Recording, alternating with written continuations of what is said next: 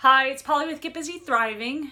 In this video, I want to talk about choosing, making better choices, making better decisions, all of that. And I was thinking the other day, like, what gets people to make better choices? And a lot of the work that I do is in the world of eating disorders. So I'll give you examples in that category. So, I think about the clients who they say, oh, I just ate and then I kept eating. Or, I tried to choose a healthy option, but then I overdid it with dessert or something. Or I wanted to treat myself and I just had too much, right?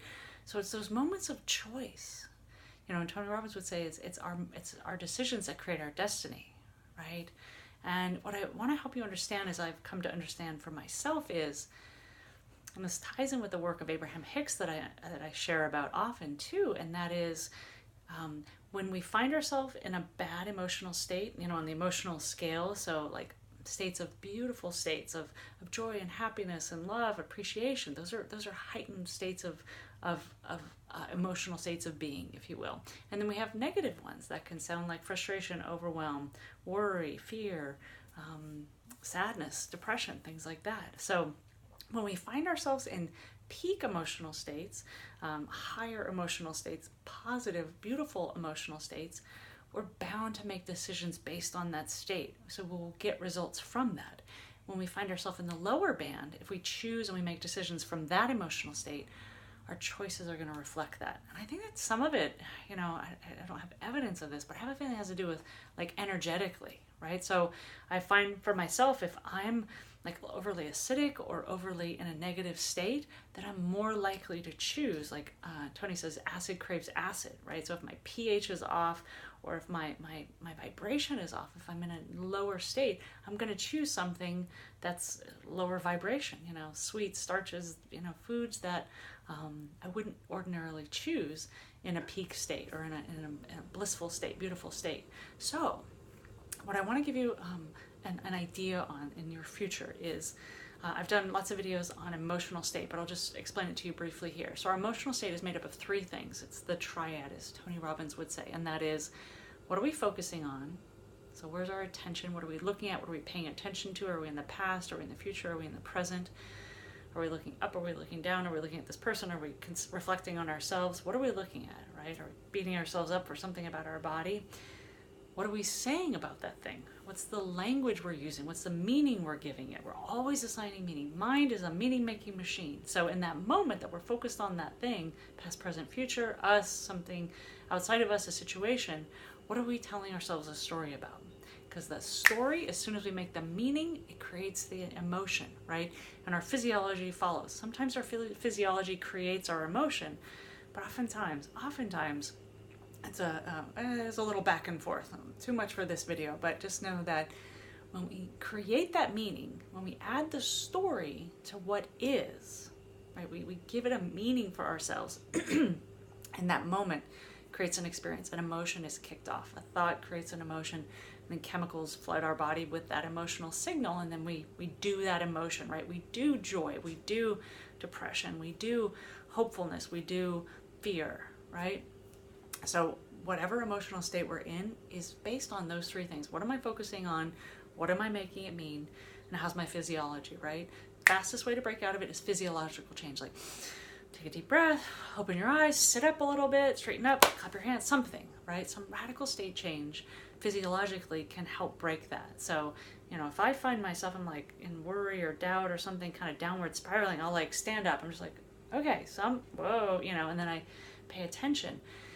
And I find that if there's something that is maybe a common one for you, a common place that you fall into a pitfall of making bad choices, the decisions don't go well later in the day, when no one's around, when you're kind of off the hook, when you're isolated, or your favorite foods are in the kitchen or something like that. Like, when you find yourself in those situations, check in with your state. Self-awareness can create the opportunity, can create that space, that moment that you can choose differently. And I don't say like go and choose just like that. Some teachers talk about, there's great resources out there that say wait 10 minutes, pause and plan, and all that stuff. That's just changing your state. But if you go for 10 minutes and you're still it isn't about changing your state, but it could, right? If you distract yourself for 10 minutes and you get into something else. You focus on something else. You're not like kind of doing the same thing that you were doing, not focusing and rote in the repetition of what you had been thinking. But if you break that state, that's the key. If you can break the state, or if you can gradually move yourself up the ladder, because what we don't do, what doesn't happen is we don't leapfrog up states, right? Very often it's a gradual shifting up the ladder, right? Or down the ladder based on the story we tell ourselves. So I often say, what's a better feeling story I can tell myself? What else could this mean? Or, what's a better story I can tell myself? Or what else could this mean? Or what else could be going on? Or what's another possibility here? Or what else would make me feel better right now? Right? And that sometimes is distracting yourself. Maybe it's focusing on something else, taking yourself out of the situation, what have you. And if you have that wherewithal, depending on where you are with an urge or an impulse or a sensation to run your pattern or run your habit, if it's a binge, if it's that binge urge that we often see in addicts and bulimics, is it's created from conditioning. We've conditioned our body. It knows it. It's like, oh, go run this pattern, go do this thing, like Pavlov's dog. It has to kind of execute on that. And it's about working to change our state, right? And until we can break our state, change our state, move ourselves up that emotional scale, get ourselves feeling a little bit better, nothing's going to change. Like, we're still going to have that urge. We're still going to want to follow through on that. We've got to change our emotional state. Some great ways is music. Right? So like changing the music that you're listening to, or turn on some music, or tune into something.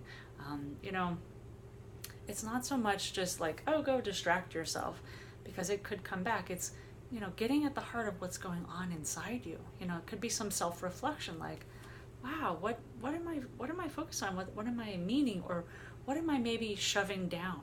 What am I not wanting to feel right now? What am I not allowing to come up?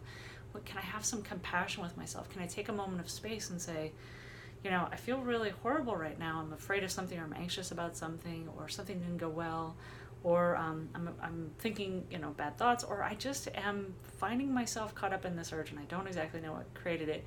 Can I just kind of do a little check-in with myself and see, what do I need? What do I most need? Like, what would make me feel better right now? Because I know the road that if I go ahead and I follow through on my urge to binge, or eat, or some other habit, that's not going to go well. And I know it's hard to remember that sometimes, because the chemicals on the back end train our brain to think that that's a good outcome. But logically, we know better. So if you can take that moment of pause, recognize you're out of state, like, whew, an urge is usually like bad state, right? It's caused by some sort of anxiety, something erupting inside of you, something needing to be felt, experienced, moved, understood, appreciated, right? Maybe you've been talking badly to yourself, you've been beating yourself up, and how can you let that go? So the better choices, better decisions are made from what they call high-flying states in Abraham Hicks' language, or peak emotional states in Tony Robbins' language. And so if you find yourself in a negative state, in a disempowered state, be careful before you choose something, right? Even if you're choosing to just have a regular dinner, right? Or choosing to what you're going to order, or go into the or whatever. But if you find yourself in those places where you're commonly triggered, noticing what's my state and can I change it before maybe put myself in it? Because the environment sometimes has a way of impacting what we think, what we do, because we are oftentimes, impacted by our environment. So those things, external cues, can remind our body, can remind our subconscious mind, oh, this is when I do that thing I always do. So catching it beforehand, having that moment of self-awareness is the first thing. Being mindful, like, wow, I find myself not feeling so good or anxious about something. And doing a little self-discovery before you decide, or before you act, or you choose that thing, or you take that first bite. And just kind of slowing it all down for a minute and allowing yourself the space to do that work, valuable work, and then decide, and then choose. Because once you move yourself up a little bit, you're going to make a much more empowered decision. Because people in empowered states, people in peak states, people in happy states, they don't choose disempowering behavior for themselves. They don't. It comes out of disempowered states. It comes out of states of suffering as an alternative, as a way of feeling better. But ultimately, it never feels better. So instead, find a way to change the state so that you feel better and you don't need something else on the outside, some habit or some fake reward to make you feel better. You make you feel better, because then you can make good choices. Hope this was helpful. I welcome your comments. Enjoy.